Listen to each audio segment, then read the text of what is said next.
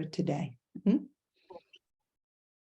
Okay, so we have the pleasure of hosting Professor Max Antony-Newman from Sheffield University. Max is an educational researcher focused on parental engagement, immigrant students, and linguistic minorities. His PhD research undertaken at OISE, at the University of Toronto at OISE, focused on parental engagement of Eastern European immigrant parents in Canadian elementary school through the Bourdieusian lens.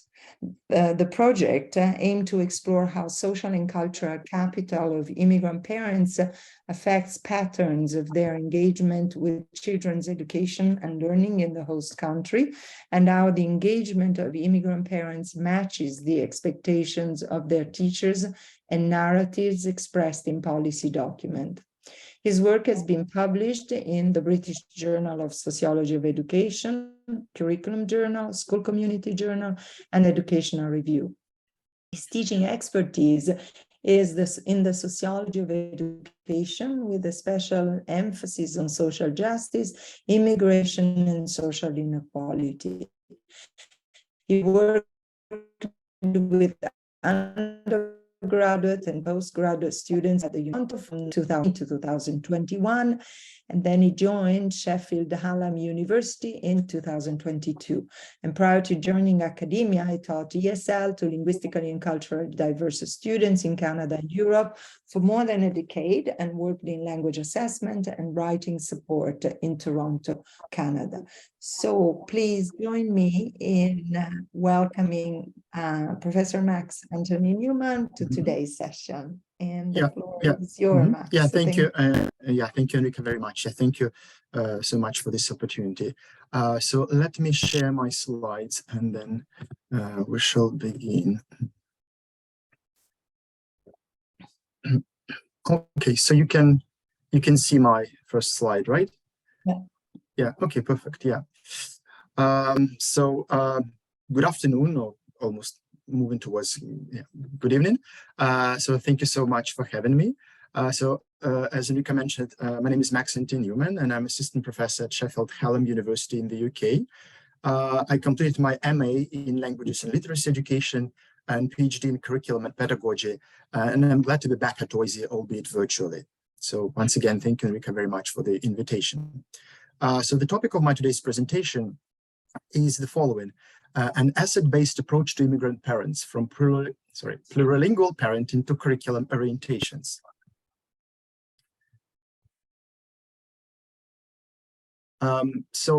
This talk is structured in the following way. First, I'm going to talk about parental engagement in the three interconnected domains of home, school, and the community. Then I will concentrate on plurilingual parenting and its potential to value rich home resources at school, before showing how the theoretical framework of curriculum orientations can help make sense of miscommunication and potential misunderstanding that often take place between immigrant parents and non-immigrant teachers. And finally, there'll be time for a Q&A session, of course.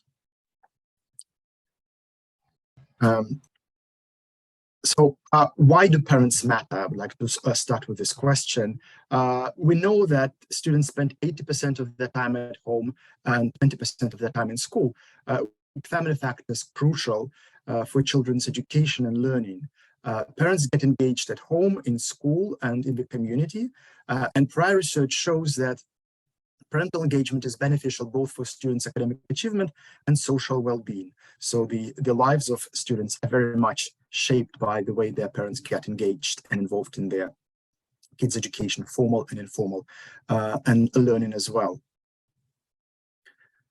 So parental engagement is shaped by the economic, social, and cultural capital of parents, and that's where my theoretical framework for the original PhD studies coming through, looking at capital from Bourdieusian perspective. As a result of its unequal distribution of capitals, parents are seen in society and in education system differently. Some are considered uninvolved and hard to reach, while those who practice intensive parenting, sometimes also labeled concerted cultivation, enjoy significant privilege. And the stakes are often quite high. So this quote from Carol Vincent from a research article, which she borrowed from one of the participants, who said the children have got only one education and you have to make sure it's a good one. So parents are under pressure to make sure that they help their children succeed in life and get the best education possible. Now, in the neoliberal context, more than ever, more than before. And historically, if you compare what was happening 50 years ago, many things have changed. So key factors that shape the engagement experience of parents are social class, immigration status, and ethnicity. Middle-class parents play by the rules of the game. They attend school events, volunteer in the classroom, and take part in fundraising. Immigrant parents, on the other hand, have to negotiate language barriers quite often, more often than not, and learn about the new school system almost in all cases. Parents who belong to racial and ethnic minorities are seen as either hard to reach, and we'll talk about this discourse a bit later on, or as a model minority. And both narratives are often incorrect and have damaging consequences for parental engagement and children's educational success. So the question I've been grappling for quite some time now is, how do we move from parental engagement as capital and a source of social inequality to parental engagement as an opportunity for social justice and funds of knowledge? So one of the ways is welcoming parents in the school domain to ensure that all parents have a meaningful role to play in school, go alongside with their engagement at home and in the community. So we know that parents, vast majority of parents, are very active at home. They feel comfortable helping their children at home. They also have connections with the community they live in and represent. But it's important to make connections between school and home. So to achieve that goal, educational researchers, policymakers, and educators need to be aware of the role played by social class, immigration status, and ethnicity of parents, and the role of teachers in family-school collaborations. So how do we, in practical terms, how do we bring parental funds of knowledge in? So the concept of funds of knowledge has been around, of course, for several decades. And there is vast literature going back to early 1990s, or almost like late 1980s, early 1990s. But in this talk, I suggest two concrete approaches of incorporating the funds of knowledge of immigrant parents in the classroom based on my research carried out in the Greater Toronto area. So there are other ways of doing this, but that's what emerged, so to say, from my data. And I think that's what can be learned from that, from the data, and be applied for research, but also practice and policy, hopefully. So the two approaches I'm going to talk about today are value-enriched home linguistic resources by focusing on plurilingual parenting, talking about this concept, what does it mean and how it can inform our understanding of immigrant families and their language use. And the second one is paying attention to curriculum orientations of parents and teachers. So traditionally, immigrant parents are seen as a group that faces unique barriers to their parental engagement. The first one is, the most logical one, is proficiency in the language of instruction.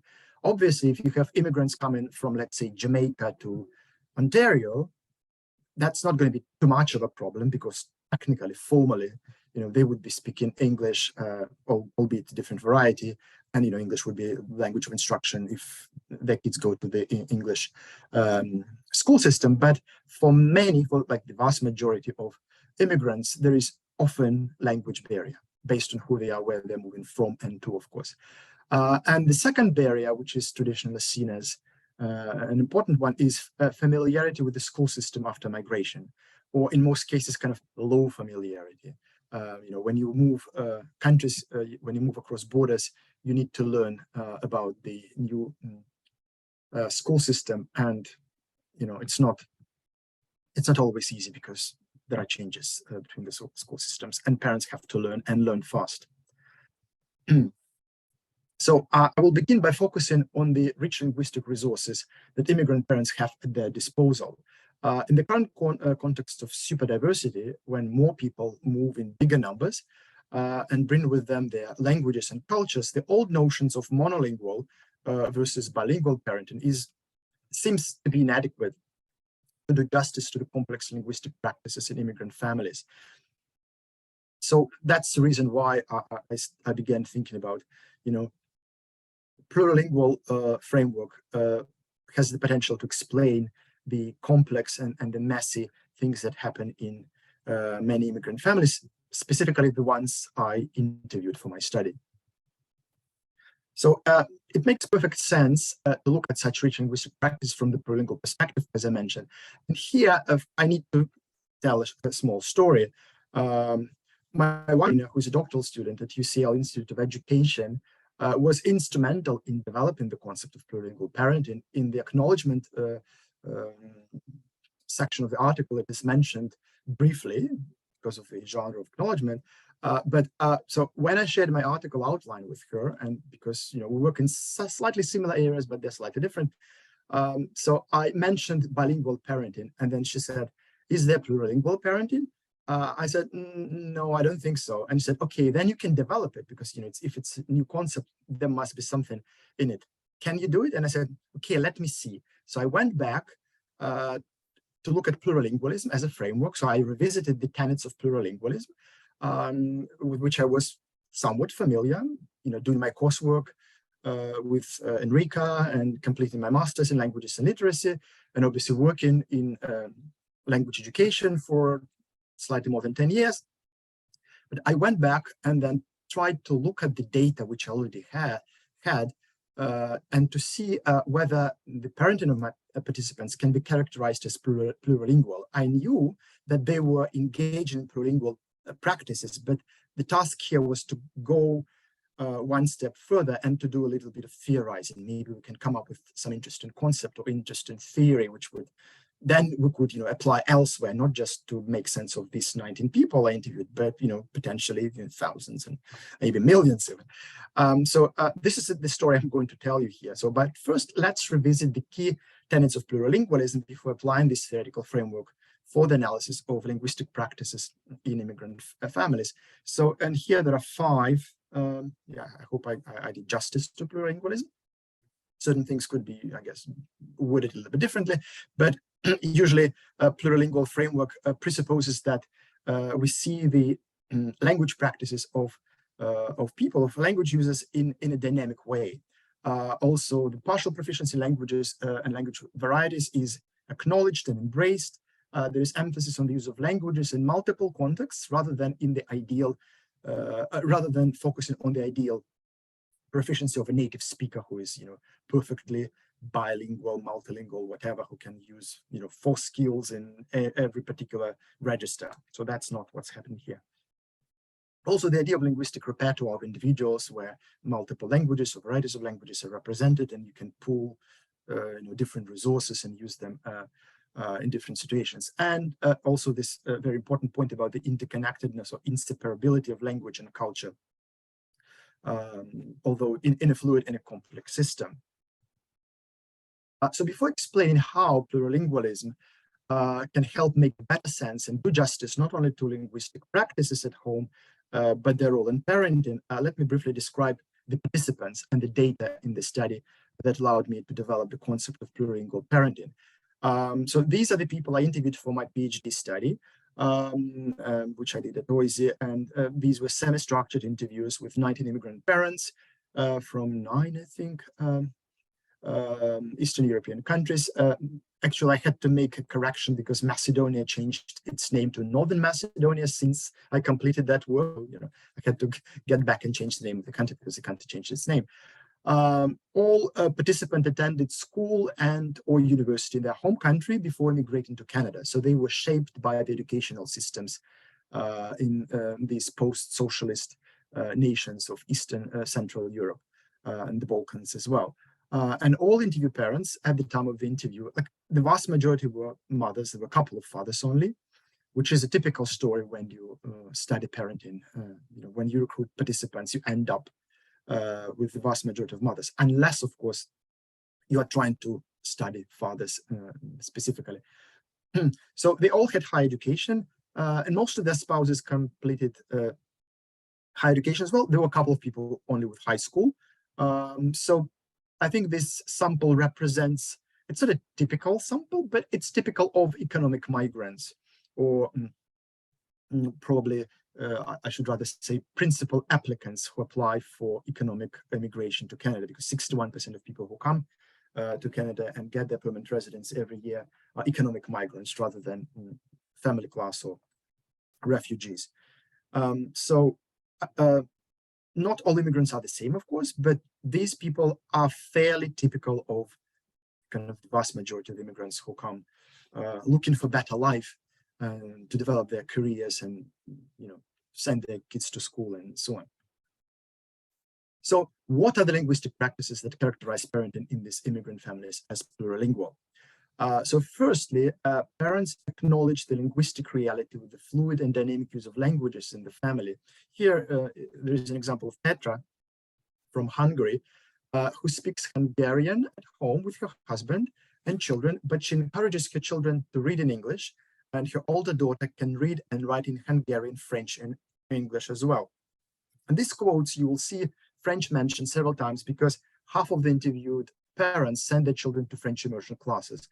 So I think they're kind of overrepresented, right? So, half of 90 people send in their kids to French immersion.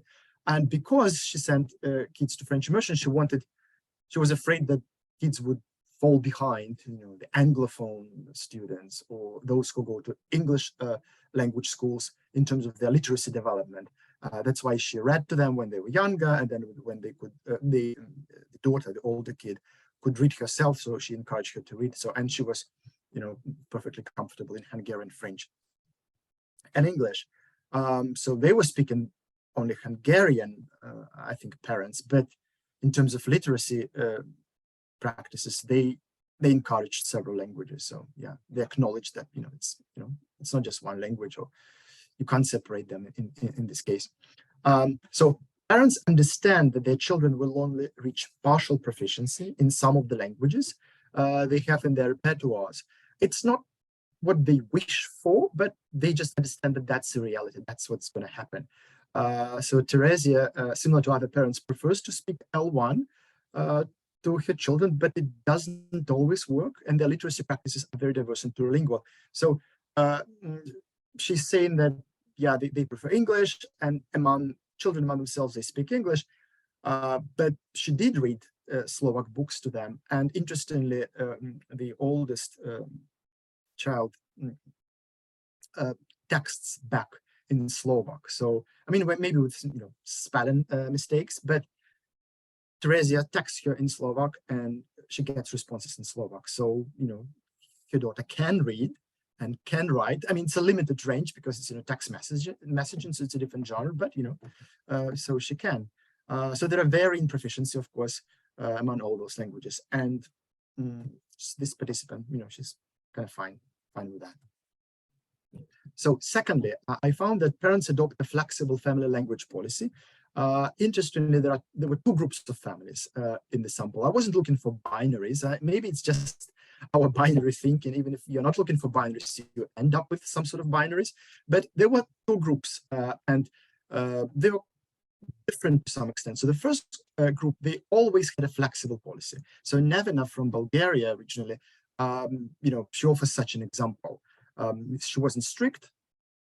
When they first came, parents' English was better than her daughters, so they were speaking Bulgarian to her. But as soon as her English improved, then she began to speak more English, and now it's just there are no rules. There is no family language policy that you have to use this language in this case or this language in that case, or anything more strict. The second group was probably more interesting. So here they started with more strict, almost a monolingual family language policy, where L1 only approach to language was initially adopted. But over time, the inevitable dominance of English in Ontario made parents relax their strictness, so they also ended up with a flexible family language policy. So they tried to keep only Serbian, but by kind of osmosis, English crept in, and parents were like, okay, whatever, that's fine. Interestingly, some members of this group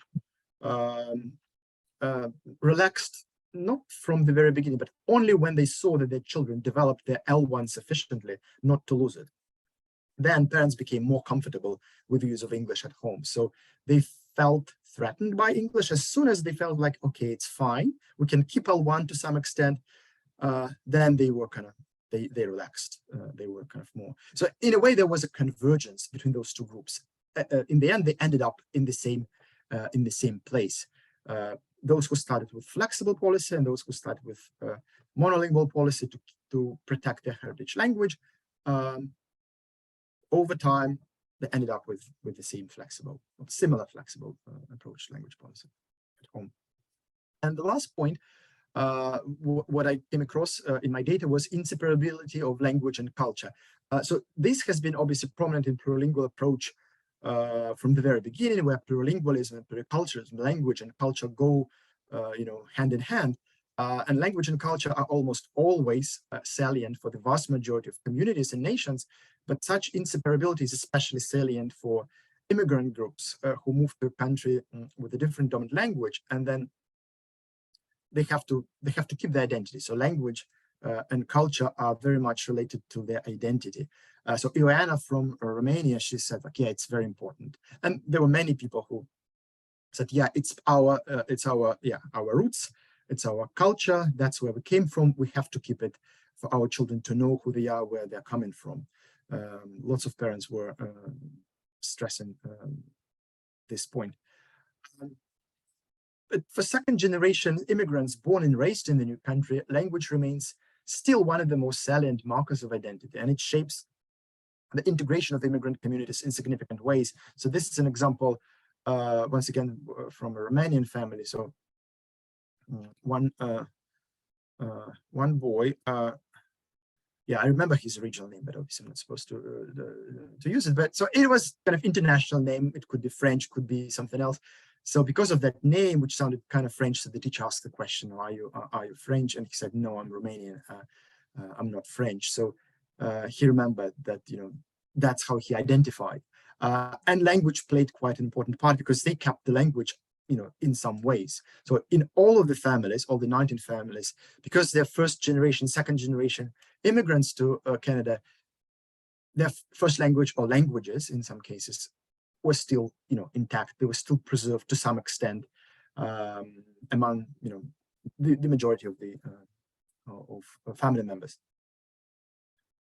So why the concept of plurilingual parenting is important? What is the potential? What can we get out of it, right? It's true that many immigrant families are following bilingual parenting and strive to develop their children into balanced bilinguals with the one parent, one language approach, especially in families, for example, when you have sort of mixed, like an Anglophone parent and an Allophone parent. But increased migration brings more families where both parents speak one or more non-dominant languages. So that's a different situation. When Piller and Gerber wrote about Australian cases rather, and how bilingual parenting was practiced in every family they looked at, they would have Anglophone and an Allophone. So that's a different situation to what I found in my data, and what we can see as a result of increased migration and superdiversity. So practices are more fluid and more dynamic, and they are consistent with key tenets of plurilingualism. So I think it makes sense to look at it from this perspective. So to return back to the literature, what are the features of the plurilingual parenting, right? So kind of going back from the data to the literature to connect the findings into the discussion, essentially. So first, parents believe in the dynamic and fluid nature of their language practices. If bilingual parenting is based on language separation, plurilingual parenting embraces code switching, translation, mediational and metalinguistic awareness strategies. And I think in the article, I gave examples of those strategies. So these were not just beliefs in dynamic and fluid nature, but also practices, right? So those practices follow from beliefs. Whether willingly or, once again, as I said, by osmosis, sometimes they don't have much choice but to participate in those plurilingual practices. Secondly, by design or by necessity, once again, parents adopt a flexible language policy.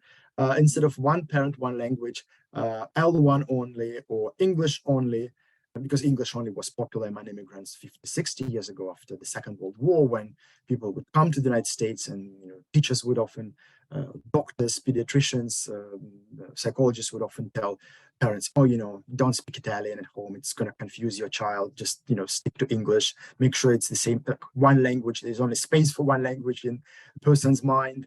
Let it be English. You're in America now, speak American, stuff like that. So obviously we moved quite far from that, both in terms of understanding of how languages are learned and how mind works, and now of course with neuroscience, but also understanding child development a little bit better, and education as well. So parents now, sorry, not now, but those who practice plurilingual parenting, not everybody does that for a range of reasons, of course. Parents might have a preference, but they do not punish children or set hard boundaries. So that's the notion of flexible policy. They would like to speak Serbian or Bulgarian or Ukrainian to their children all the time, but unfortunately it's not happening because they are in Canada now, but they're trying to make it work and to minimize stress and tension in families.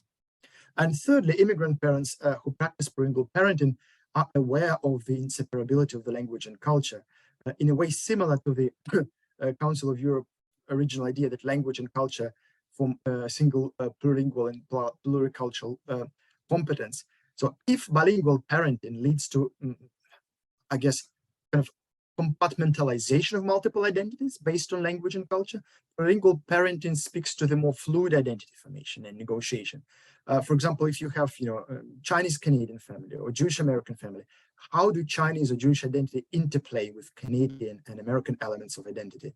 Plurilingual parenting is connected to this more postmodern approach to identity, and there is such a thing as plurilingual identity as well, right? Some people are talking about this already.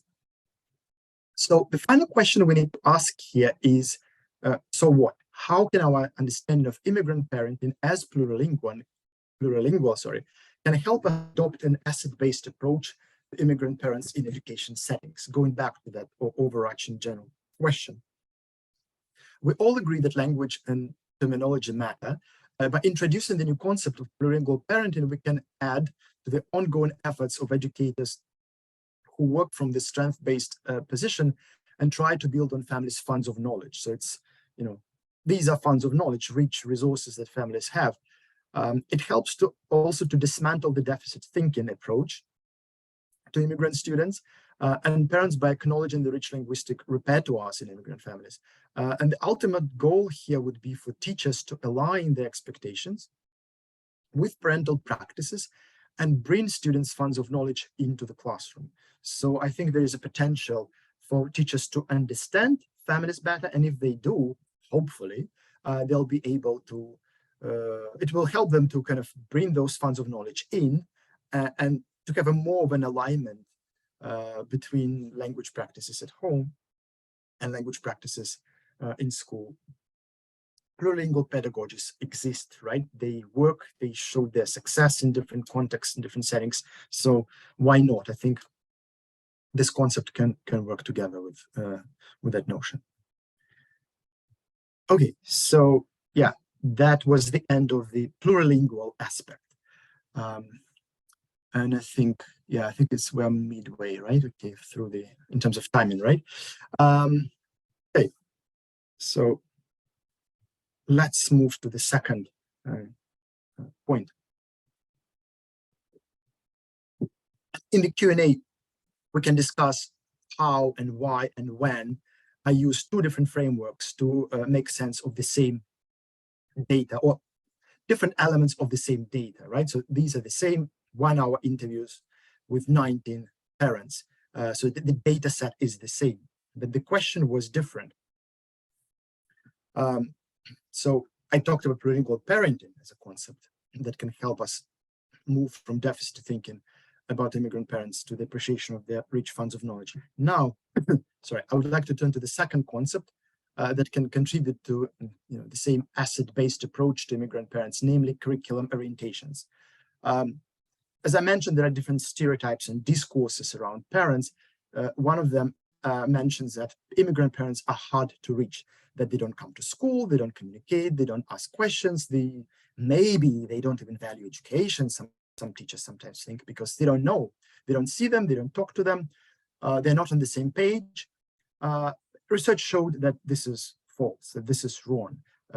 Immigrant parents and non-immigrant parents are engaged in their children's education and learning, but they do it sometimes in different ways. And immigrant parents are mostly active at home, whereas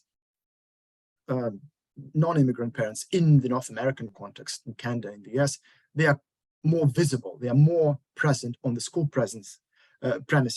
So the question, are teachers prejudiced? Maybe, but also they don't see the normative involvement and engagement they're used to. So the bigger task here to make sure that teachers are prepared to appreciate parental engagement of all parents, whether it is happening in school, at home, or in the community. So I interviewed parents from 19 countries, as I mentioned, and I noticed that some of the parents, or half of them, they were not satisfied with school. I'll show you a couple of examples and a couple of quotes, of course, to illustrate that. So half of them weren't satisfied with school, others were not satisfied. So does it matter? What does it mean? Prior research shows that satisfaction with school mediates the benefits of parental engagement for students' academic achievement and well-being. So if parents are satisfied with school, it helps, like it's better. It works better for achievement and well-being because, they're maybe more aligned with teachers. They have fewer communication barriers. So, but what was the reason for this split? Are they hard to reach parents, or they're just dissatisfied with school and they have some reason? So that was the question. I looked at the data, I was thinking, okay, why? Some people would say, oh, it's perfect, wonderful, I'm so happy my kids go to school in Canada. And the other half would say, no, just back home it was much better. So, so the concept of curriculum orientations, came in handy. And because I completed my PhD in the curriculum studies and teacher development, which is now called curriculum and pedagogy, as part of my comprehensive exams, I had to write a paper where I would connect my thesis proposal to anything to do with curriculum, to some of the concepts. And I came across the concept of curriculum orientations earlier when I took a course, and then I thought, let's see how it's going to work. So I had a kind of a hypothesis, even though you're not supposed to use the word hypothesis when you're doing, inductive qualitative research, but I had a kind of a feeling that there might be difference in curriculum orientations. And then this is what happened. So once I interviewed parents, I analyzed data, I found that there were some differences. So my task was to figure out and make sense of those differences. So I believe that focusing on curriculum orientations can help us understand the origins of that misunderstanding and dissatisfaction. Curriculum orientations are the condensed beliefs people have about education, its purpose, its goals, and how these goals could and should be reached. It's kind of sort of condensed philosophy of education. The most long-standing curriculum orientation is academic rationalism, where the main purpose of schooling is seen as learning academic subjects, acquiring academic knowledge, thinking like a mathematician, analyzing a literary text as a future university English major. So it goes back, its roots go back to kind of classical education in previous centuries. Humanist orientation is, a good example would be child-centered approach to education, fostering the natural aptitudes and interests of children in the classroom. Social efficiency orientation to education focuses on preparing children to function in the current society as we have it at the moment, particular time and place. Preparing students to be good citizens, workers, taxpayers, and etc. So finally, social reconstruction is about using education to explain to children the role of social inequality and equip them with tools to challenge the status quo. In other words, to implement the idea of bell hooks that the classroom remains the most radical space of possibility. So to make the world a better place through education. So it's more kind of radical approach. So what do immigrant parents think about their education in Canada? What does it mean? and how it can be explained with the help of curriculum orientations framework. And so here is an example of Tina. So she's happy with Canadian education, especially when compared to the educational experiences before migration, because she said that at home it was more about factual knowledge, not much, critical learning or critical thinking, just stuffing your brain with as much information as possible. And she didn't like that, and she enjoyed the education of her children in Canada, which was different.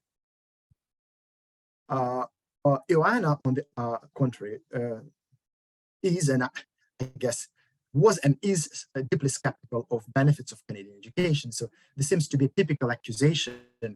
If you compare this position to that of Tina, I believe you will see what's happened here, why the difference is like that. So she mentioned that in Canadian school, the emphasis is only on fun. I have to mention that her children were in elementary grades, so obviously there is more fun than in high school. I don't think there is too much fun in high school. So yeah, we need to keep this in mind. But she was saying like, oh, yeah, they're just having fun, they're just playing. The level of education, the level of knowledge in Romania is much higher. And she mentioned several times, it's not in the quote, like, yeah, in Romania, kids know much more in terms of math and science and languages and so on and so forth. So why do such different opinions matter? What are they symbolizing? So here's a brief vignette about Eva and her daughter. So it's a case of a mother from Bulgaria. She wasn't happy with her daughter's education in terms of English language curriculum. It was during global financial crisis, or we're talking about the debt crisis in Greece. And how Greece was going through dramatic period with the economy collapsing and so on and so forth. So she was not happy about that being a topic of conversation or a topic for essays in an English class, because in Bulgaria, if you take an English class or a Bulgarian class, you focus mostly on literature and moreover on classical literature in that particular language tradition. So she complained to the teacher. She questioned the entire curriculum in a way which was probably a little bit confrontational. She said like, oh, what kind of curriculum are you using? Like, what is this? Why are you talking? It's inappropriate, not age appropriate, and so on and so forth. And then the teacher talked to the principal. She said like, oh, we're following entire curriculum. If you have questions, you can talk to the principal. So the principal met with Eva, and then they discussed, and they couldn't understand each other really. They were speaking this different curricular language. And the principal said like, okay, if your daughter needs more support, if she didn't understand the material, if it was too difficult about debt crisis in Greece, we can help her, we can provide support. And then the mother said, that's not what I was asking for. Why are you talking about this and not talking about, classical literature? But the principal didn't pay attention to anything which was kind of different from her expectations. And Eva didn't like her mom coming to school and talking about it, so she actually kind of shut down and just stopped sharing lots of things which were happening in school, because she got into trouble, or she felt that she got into trouble because it was her problem. She didn't get it. And the teacher said, "Oh, if she didn't get it, we can help her." So she just stopped sharing. So Eva had to solve all the problems or issues she had with her daughter's education individually, because there was severe mismatch and miscommunication, which I think happened because of different curriculum orientations. So prior research shows that most Canadian teachers currently adopt a mixture of humanism and social efficiency in their own orientations. These are ideal types, of course, and there is some heterogeneity among teachers in this respect. People's orientations change over time, and it also depends on teaching context, as I mentioned, age. So humanism in earlier grades, makes more sense, and there is more emphasis on academic rationalism in high school. And while hybridity is also possible, different teachers can have hybrid orientations. And immigrant parents interviewed for this study half supported academic rationalism. That's why they wanted classical literature, right? That's why they wanted more emphasis on knowledge, while others were in favor of humanism with perhaps shades of social efficiency. critical thinking skills, learning how to function in society and so on. So parents whose curriculum orientations matched, those of teachers were more satisfied with schools and practiced normative parental involvement, which is not always a good thing, because normative involvement is coming to school, parent-teacher conferences, just, talking, small talk, fundraising, volunteering, which is not bad, but there are other more effective ways of involvement at home. But in case of mismatch, it added to misunderstanding and communication breakdown between teachers and parents. So I think it's more of a problem when there is a mismatch, when it's all aligned. So what are the practical implications? I think that awareness of different curriculum orientations that are adopted by immigrant parents and often non-immigrant teachers can help avoid misunderstanding. If parents and teachers are aware of the fact that they might see education from different perspectives, then it might help, kind of dismantle this idea that, they're hard to reach on the one hand, and, for parents not to think that teachers don't know what they're doing or don't want to listen to them. So after all, both parents and teachers want students to succeed in classroom and life. So the choice is ours. We can focus on barriers that many immigrant parents face, real barriers, which are often conceptualized as language barriers and low familiarity with the new school system. Or we can look at rich funds of knowledge that immigrant families could bring to the classroom. In this presentation, I offered to focus on plurilingual parenting and curriculum orientations to make sense of immigrant parental engagement and bring the funds of knowledge in. I firmly believe that teachers should open the door for parents to enter. And yeah, thank you so much. Yeah, it brings me to the end, I think, with a little bit of time to spare. And Thank you very much. Thank you.